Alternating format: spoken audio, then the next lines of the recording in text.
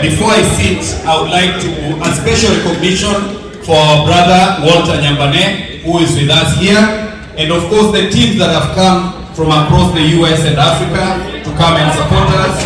Our brother Mageme from New Jersey, you are next, will be coming to New Jersey and the various other states. Asanteni sana, welcome Your Excellency.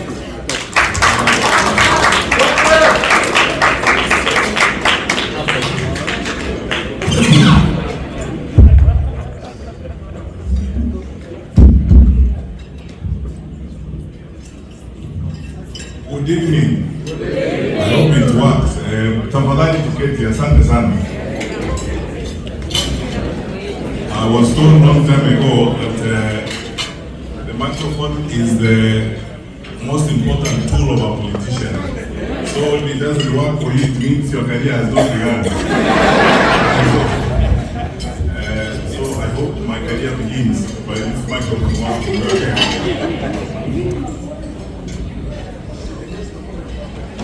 Okay, fair enough, somehow. First of all, I want to... Okay, very good. Habari zenu? Good evening. Good evening. How are you today? Very happy. I told you a long time ago, but be very careful what you say and how you behave when you are excited. As many of you know, and this is something I've been criticized about a lot, I don't smile a lot. Because the world is about serious business, and I'm a very serious person.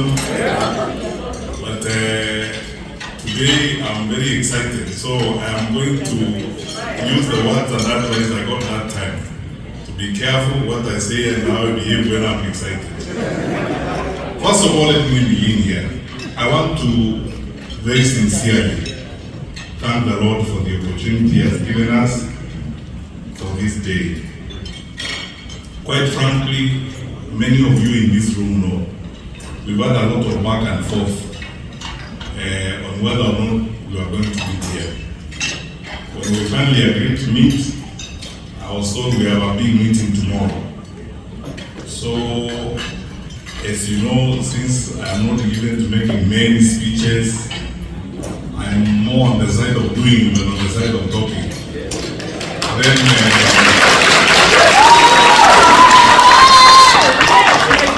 I asked my brothers and friends, so what do you want me to do on Saturday evening? They said, no, on Saturday evening we're just going to have dinner, welcome you to Minnesota.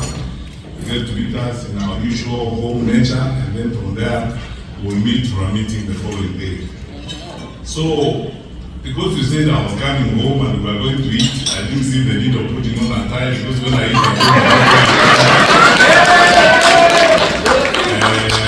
I almost arrived in slippers, because I was saying, you said we are just going to eat, and I don't have to dress in a manner that is reveling food. So let me just arrive, in my usual self. But anyway, here I am. I want to thank all of you, the organizers of this meeting, my brother Makori and the team, our national team that is here, that is coordinating us in the diaspora, my brother Maura and your wonderful wife, Dr. Weche, brother Opande, and all of you wonderful people in the national team. I was trying to count the number of professors in this room. Then I again lost count. I never sat up when I taught at the University of Nairobi. I never sat in one audience with the number of professors such as are in this room tonight. No wonderful people, all of you were educated. Dr. Lina, I wish your speech was the last one, because we said everything and then we go after that. My brother Dr. Karanja, thank you so much indeed for the effort that you're meant to be here. Your worship, the mayor, Asha, thank you for the memories of Moi Nairobi girls, and so on and so forth, and things we talk about. In this audience, there are many people that I share the story of my life with.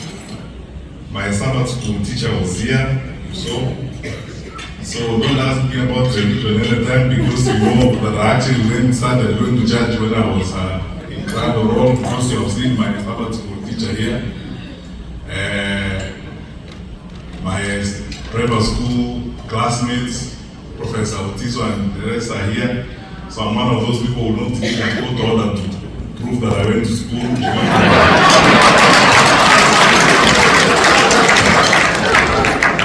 You know, when we started messing up with the education system in our country, the day you see people going to court for a judge to confirm that they went to school, you know we have a problem. Because how can you have been in a school where there's nobody who claims you as a classmate, you don't have a teacher, you don't have anybody, you have to wait for the judges to tell us that you actually went to school, and so on. And you don't need a judge to tell us that you went to school, because you must have a classmate like I do here, and so on. So, wonderful people, many of you, some of you I grew up with in the village. We have been together since the days we were learning how to wear shoes properly, and how to wear our shorts properly, and so on. I've known some of you, we have known each other for a very long time. So I thank you, my sister, Representative Hulda. Thank you so much for your friendship, for your support, and thank you, wonderful people, for your love and the commitment and everything I've seen here tonight. I saw Professor Matiang'I. Oh yeah, there he is. Thank you so much for your advice, and all of you wonderful people. Pastor, thank you so much. I needed to say something earlier, but then I discovered you were in the room, so I need to be also careful about the things I say here. But I was going to say that I've met a lot of people here, including my boyfriends in Hollywood and girlfriends, then I feared the girlfriend be. But Pastor, just, it means girls who are my friends.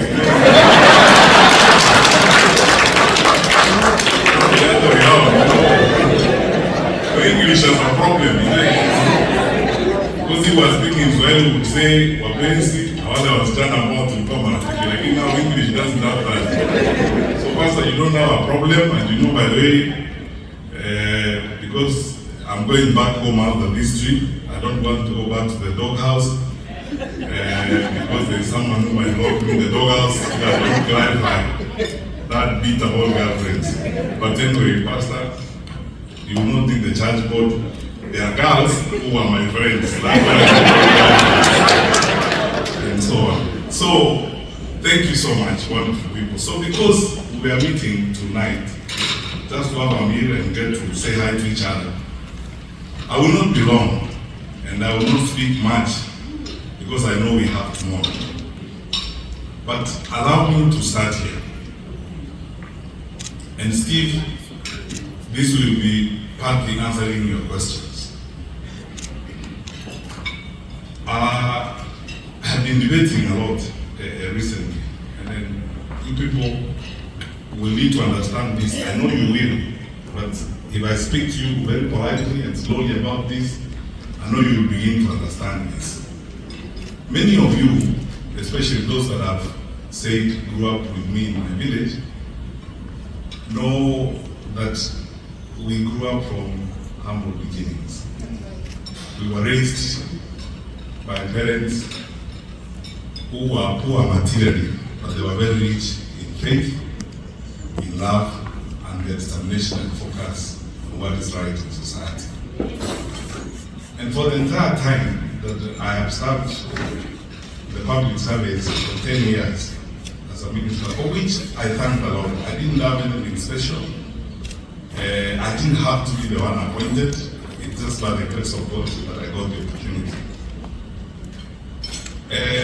Every single day, for which I thank God and for which I'm happy, was an experience of humility and very humbling.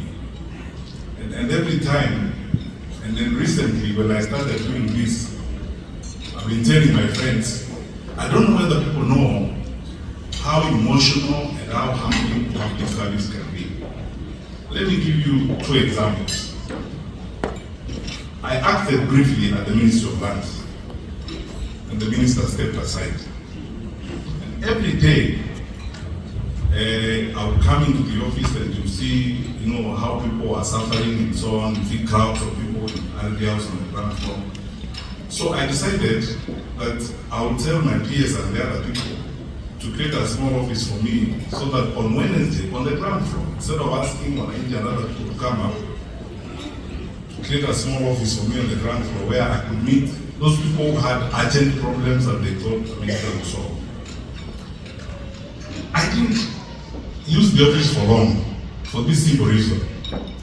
I discovered that it was going to become a health issue to me, because it was going to be, you can emotionally, sometimes you hear things, you go home, you can't even sleep. Because you see, when a widow walks to you and tells you that she has lost her land to people because of fraud involving even public officials, and this poor widow cries before you, and she even tells you that, by the way, even the remains of my husband are on that piece of land, and now they have taken it away and so on. So you're solving those kinds of problems, and every time I came across that, I would get into that situation all the time. Even if you have a heart of stone, those things break you. One time we used to have a problem at one of our landed streets in the Rift Valley. So I decided, as I used to, because I believe that work must be done. Like I used to tell people, education is not delivered at Jogo House. Jogo House, where we have fathers and members. Education happens in the schools where our children and our teachers are. So a good part of my week will be spent in schools. And I would wake up without preamble or introduction and turn up at school. And that's how I discovered the challenges and tried to solve the challenges with the teachers, the parents, and the students. Finally, one morning, 2 journalists from the local vernacular station, SIFM, after a public meeting, accosted me, ran to me, and said, they are trying to get my attention. Said, they shouted in my mother tongue, because they knew that I would have to listen. They said, you have to help this woman. Ask them, what woman? He said, this widow. Said, what is it? They gave me some paperwork and so on. One of those journalists is in this room, James Kishan. For you guys, and then this story I'm going to tell you will tell you the trip or the journey that we are beginning. It will tell you the character of what we are trying to do. Finally, this was the story of a woman who had lived 6 years with the husband's body in the mortuary and her grandson's body in the mortuary for 2 years, somewhere in Kiamuka. The problem had gone unresolved. Mother had gone to court so many times, and I was shocked, first of all, when I heard about it. So I promised them, as usual, I will get into it. When I got into it, I called everybody responsible, including the Minister for Lands at that time. We had conversations, we called in public officials. We discovered, to our horror, what it was, that actually there was no reason why this woman's husband's body was in the morgue for 6 years. It was an attempt by some public officials and some well-heeled people to defraud her, to steal part of her land. For 6 years, and the cultures we have in Africa, she couldn't even go to a funeral in the next village because she's a widow whose husband has not been buried. And 4 years after the husband had died, and the body, the husband was still in the morgue, her grandson died, who also could not be buried. So for 6 years, she had lived that kind of life. Husband's body in the morgue, grandson's body in the morgue. She could not bury them. And when we finally summoned all the public officers to the room, I called everybody to my boardroom at the Ministry of Interior. Then I asked some 2 lawyer friends to get to the matter, read the file, went to court.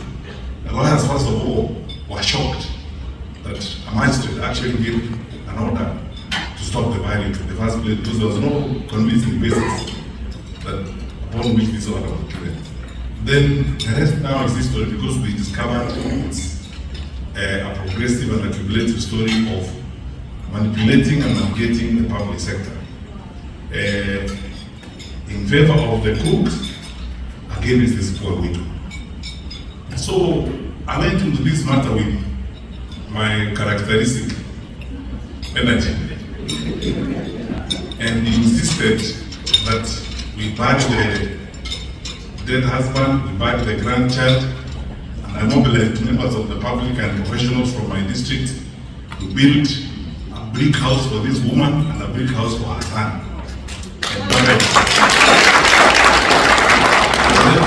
to make sure that people don't repeat this kind of nonsense again, I flew there even with the Minister for Lands to that home to show the village that this is not the way people are supposed to live.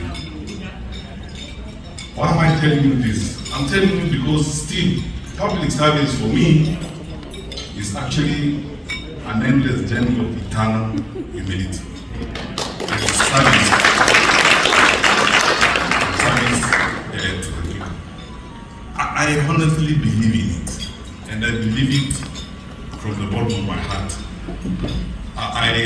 There isn't a single day I was in public life that I didn't wake up thinking about the impact or the effect of what we are doing on the people that we are leading.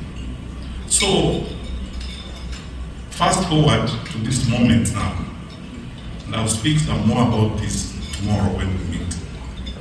My brothers and sisters, I thank all of you because I can see you here are gathered as Kenyans. And by the way, as Honorable Anthony Kibageni said, I come here with greetings from the Honorable Rigathi Gachagua, the Honorable Kalonzo Musyoka, the Honorable Martha Karua, my brother Eugene Wamalo. We talk all the time, and we are always, conversing and consulting about challenges such as you guys know. Why is it different now than it has been before? It's different now because our country is facing very unique challenges. Therefore, I have resolved myself, and I think this is the first invitation I'll make of you, that if we are going to make a difference, first in our individual lives, in our communities' lives, and in the lives of the nation, we must first of all be truthful people. Let's be honest. And face the challenges we are dealing with honesty and sincerity. In 2022,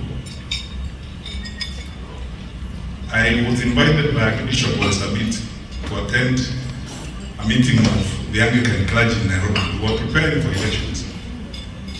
And I went there and there was a gathering like this, all wonderful people from the Anglican church, clergy. And I actually promised him that time that because he was going to ask us questions about how we were preparing for elections, yes, by Executive Order No. 1 of 2019, President Kenyan had appointed me to coordinate government affairs. I will turn up at that meeting with the Inspector General of Police, with the Attorney General, with my colleague who was in charge of ICT, the Honorable Joseph Michel. We spent the afternoon with the clergy at that time. Then they fielded question after question, including about, we are being promised these things, Mama will get X billions, Border will give you, I don't know how many hundred billions, I don't know who, everybody. And then the clergy asked me, how come you people are not spending money like that in the process? I told him, look, there's one thing I will not do. And by the way, I want to tell you this tonight, because when we are seated in meetings like this, we should never forget that we're in the presence of God.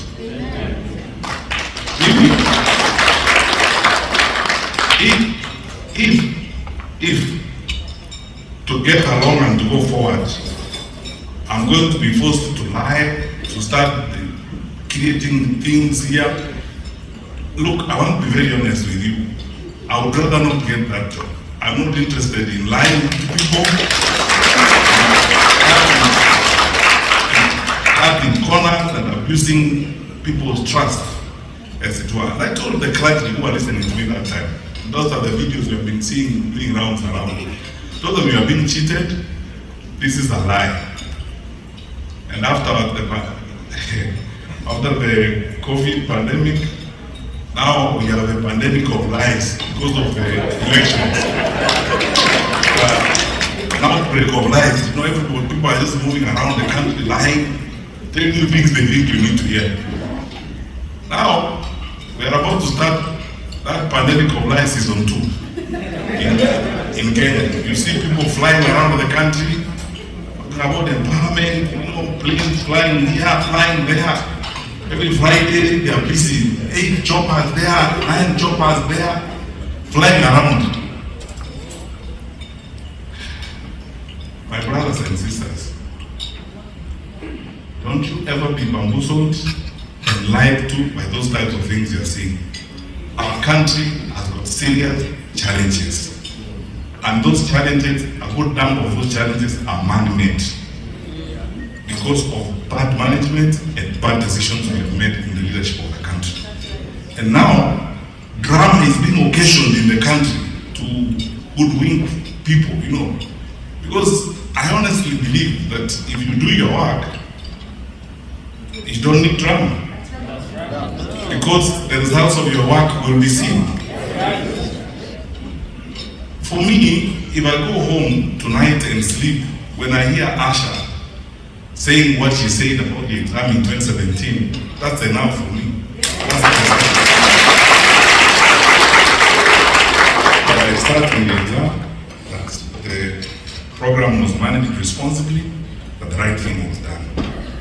I don't have to occasion drama, you know, around here, jump up and down, go look for witch doctors and who come and say things.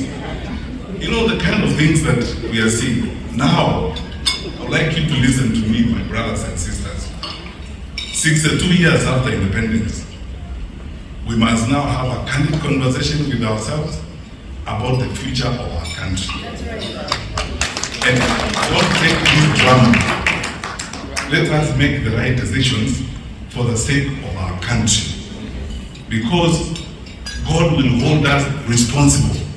Our children and our children's children will hold us responsible. What did we do at a time when we saw clearly things were going wrong? What did we do? Did we also disappear in that drama? Got excited about that kind of drama, being told things. You know, I said when I was in DMV the other day that all of you people who are here, who are looking at me, nothing speaks much more eloquently about Kenya and the capacity we have as a country than all of you looking at me tonight. I look at you, you went to school in Kenya, you were educated, then you dared to go abroad. You came here, worked hard, and as I said, I lost count of the number of professors in this room. And so, how is it then that with that level of exposure and with that level of awareness, we are seeing the things we are seeing in our country? Where now we are debating about reducing money for schools. Who does that when you want to develop your country and education is our gold mine? Because skills development is what we need. By the time we were leaving office in 2022, we had gotten capitation to 22,600. Now it's being reduced to 16,000, and it's not even going to schools. I was reading the Auditor General's report last night, and these are the things which you, as I told you, public services has got its own challenges. I can confess to you, if you are a conscientious leader, someone who thinks about the lives of the people you lead, someone who genuinely thinks about the welfare of the people you interact with, I'll be very frank with you. There's some things you come across and you don't know how to deal with them. You feel so pained. How can we import rice, 500,000 metric tons, and where rice farmers? I mean, how? You have closed sugar factories. I'm sure if our national leaders went to that side of the country, they would be singing another song and lying and paying people and trying to bamboozle them with helicopters and so on. Those poor cane farmers are still there. We're importing duty-free sugar. Some of it declared unfit for human consumption. So, what is wrong with us? The challenge I have for you tonight, my brothers and sisters, as we go forward. Many of you in this room are believers. Our country has been given to us as stewards. We will account to the Lord what we did with the country He gave us. When we had an opportunity to listen to these stories, as I said, too much drama. That's why, personally, I have to confess to you, I am more on the side of doing. I would rather people worry about the impact of my work than worry about the speeches I make and the drama I occasion when I arrive in a town. How I stop, life comes to a standstill, and so on, and people must now, bow to me and so on, and beg me and tell me things that are silly. I don't like hearing those things like, oh, you are great seer. There's nobody who's a seer. We are here to solve problems. And that's why I said, and this will remain my mantra, I'm coming to you and I'll speak even in greater granular detail tomorrow to ask you that by the grace of God, when we get to that point, I will ask for your vote, but also hold me to account.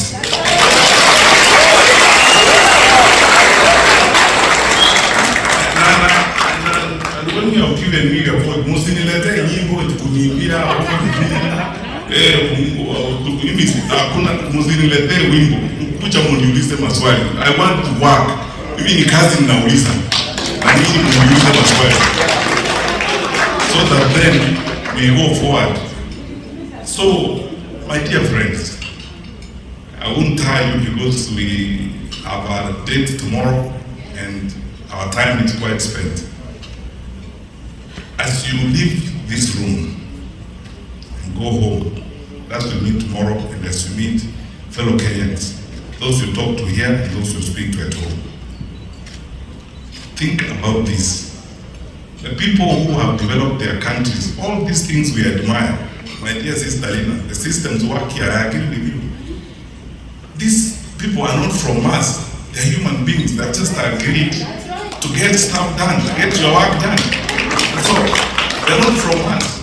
Just they know 2 and 2 is 4. That's all. They will not import rice when the rice farmers have got rice in their stores. They know our low level of political accountability is worrying.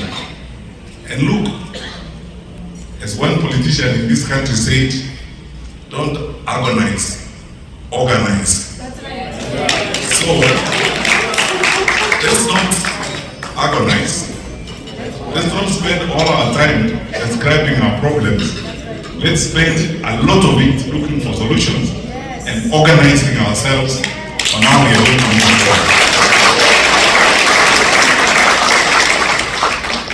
I never end any remarks these days without saying this. Like you, I have incredible faith in my country. There is nothing wrong with Kenya. Our country is great and God has blessed us with a wonderful country. as I have proved before in public service, even here from this podium, I can give you names of over 50 public servants I worked with before. Because when I arrived in any department, I asked people, first of all, I asked my boss, the president, because you are the one who has asked for votes from Kenyans, so the covenant is between you and Kenyans. I am your program officer. What do you want me to do when I get there? He tells me, like in the case of the Minister of Education, this thing about examination cheating is going to destroy us as a country. We have a problem with learning content, figure out how we can resolve the problem, and so on. So I tell him, boss, mimi ni mtu wa kazi, tomorrow tumeanza. And every time you go there, you meet wonderful people. That's when I worked very closely with the late, my brother, Professor Magoa, and all these people. When you sit down, you're brilliant. I mean, we are spoiled for choice. It's shocking that we are performing the way we are in some cases. Smart people who have got solutions. I call in the leaders of the secondary school science association. I shake hands with them. We sit down, we work on solutions. And people have suggestions. All they need is trust. That they trust you as a leader, that what you're telling them is going to work. That you don't tell them today, and change it tomorrow, or alternatively, you tell them we are running a free system that is working, but you're the one receiving bribes at night. It doesn't work that way. Because you have to walk the talk, live your word, and nothing beats exemplary leadership. Because people will believe your actions more than they will believe your words. As it were. So, my dear friends, I believe we have a great country. And I can tell you this without fear of contradiction or any doubt or hesitation. We will build our country. We need to pull ourselves together. We will resolve the challenges we have. We will fix them. And we will move forward. We are a resilient country. Our people are great. I can give you numerous examples. I was the Minister for Security during COVID.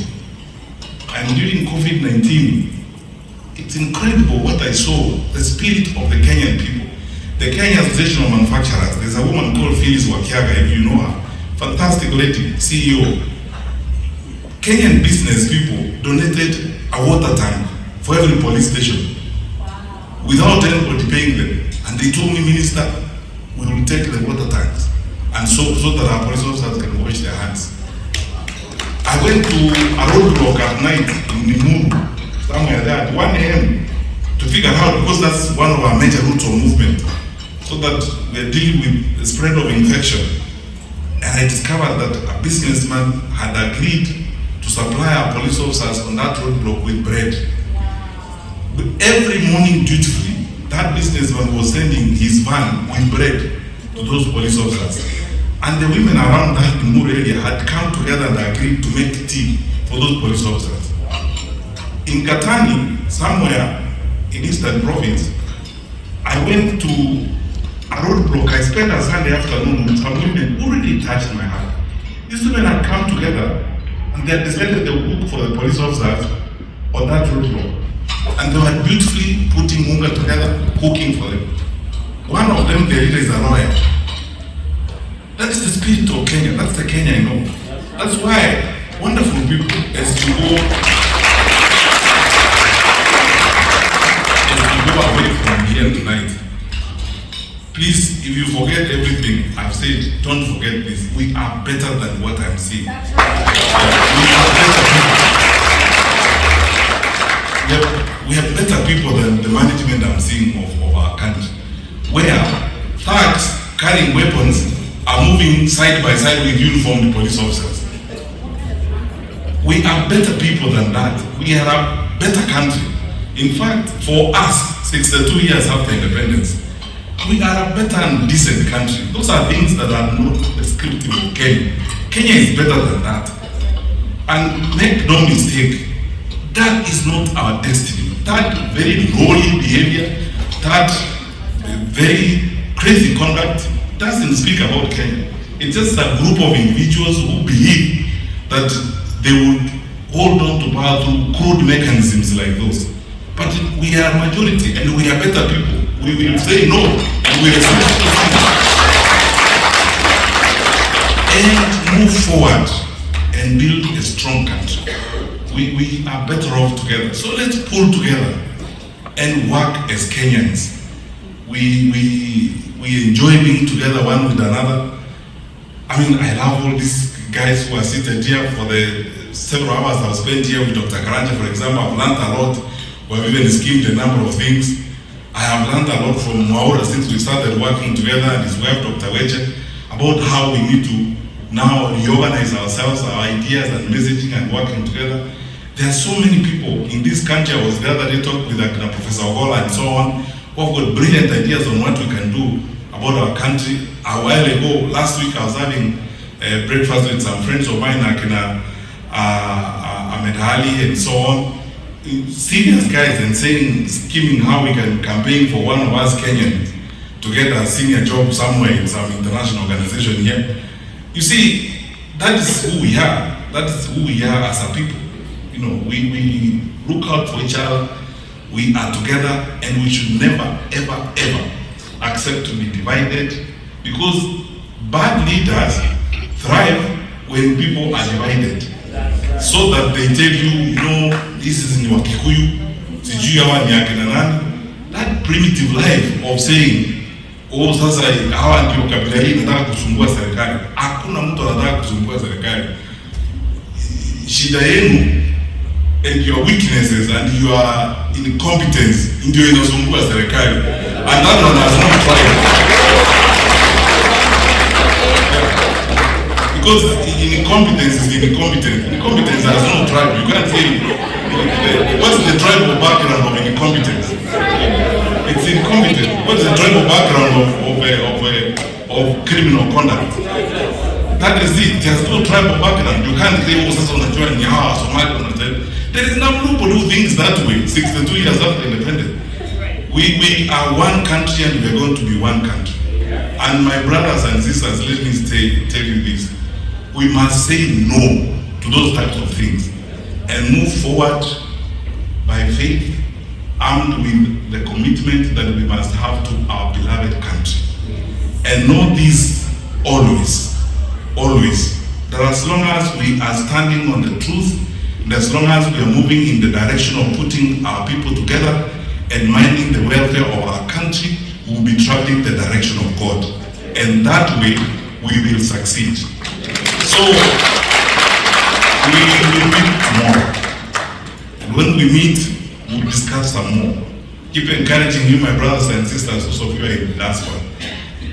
If this was a sermon tonight, I would entitle it Beyond Remittance. Let's stop talking about remittance. You remit, you are bringing money. We can't love your money and hate your ideas.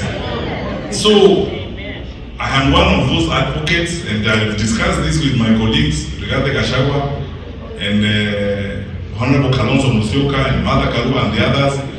If the petition, because last time when we were in DMV, we agreed with Akina Maura and the others that our petition is going to come from the diaspora to the IBC to increase the polling stations in the US from 3 to 15.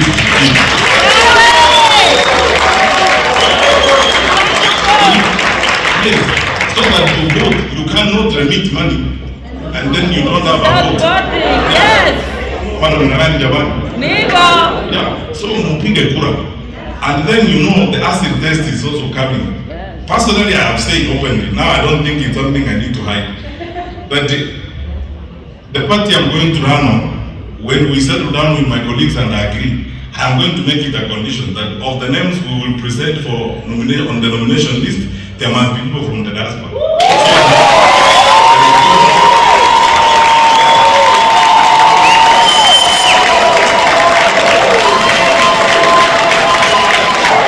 So that you can go to where these decisions are made. Because you see, mtu hawezi kukuambia wewe leta tu pesa, mimi najua vile hapo maana baadaye hapana. We want you to be there where the and by the way, don't focus only on the National Assembly and the Senate. I believe you can occupy, for example, in the city council of Nairobi, we should have a nominated MC who has roots in the diaspora.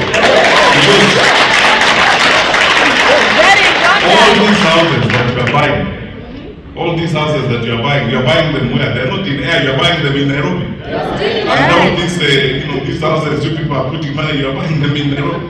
So somebody should sit there when the decisions are being made to know how that is happening. And the various councils across the country, because when I was in government, the cooperative bank branch in Kisii was one of the highest recipients of remittances. From here. So you should actually have a nominee in that county assembly to see how the resources are going. So don't just send the money. Now also send your voice and your vote and participate. And thirdly, your people have got good linkages with leaders in this country. Representative is here, and some of you can talk to the governors in this country and the senators. My dream is, the way I've seen other countries are ratcheting up their costs, you too should ask questions of the representative institutions of this country. Because diplomatic relations are between people and people. The leaders only chaperone those diplomatic relations. So, if the US government has a security compact with the Kenyan government, it is pure and legitimate for you in the diaspora to ask the Senate Foreign Relations Committee here whether the resources and the support that is coming through that relationship is being used to kill Kenyan citizens. So that these issues are addressed and they are understood. So that we don't always be unajua kuwa wangwana bila kuuliza swali haiwezi kutusaidia sisi kama namna gani. Wakati uungwana ni kuuliza swali. Ask a relevant question. Hiyo ndio kuwa muungwana. Muungwana si kukaa hapa tu na kuendelea, hapana. Kuendelea sasa lazima tuulize maswali. Sasa mimi nawaomba tafadhali. Think about these things as you organize yourselves. Participate in the affairs of your country now beyond remittances. And ask the questions that you need.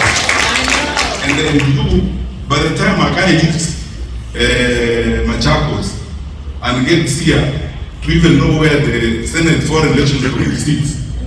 I mean, you guys know already. You can just put together a petition, go to the senator, and let this matter go there, ask the questions, what is going on in my country? You have a relationship. Where is these resources going? You are giving. You know what is happening with them.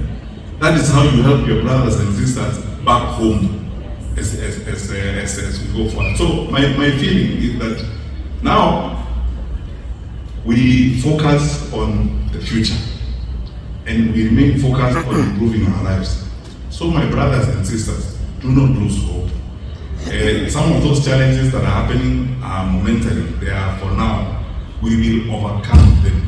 And if we pull together and work together, as we are saying, we will obviously improve the lives of our children. We will fix the challenges you are seeing in the education system right now. We will fix the challenges you are seeing in the administration of the country and clean up the country and have a better country as we move forward. I believe we are better people than this and our better days are ahead. So, I ask for your prayers, for your support. We'll have some more conversations tomorrow. And as you go forward, please pass messages to the others who are not here. That we are one people. We are not a gathering of tribes in Kenya. We are a nation and we are building a country. We should therefore see each other or see ourselves in each other.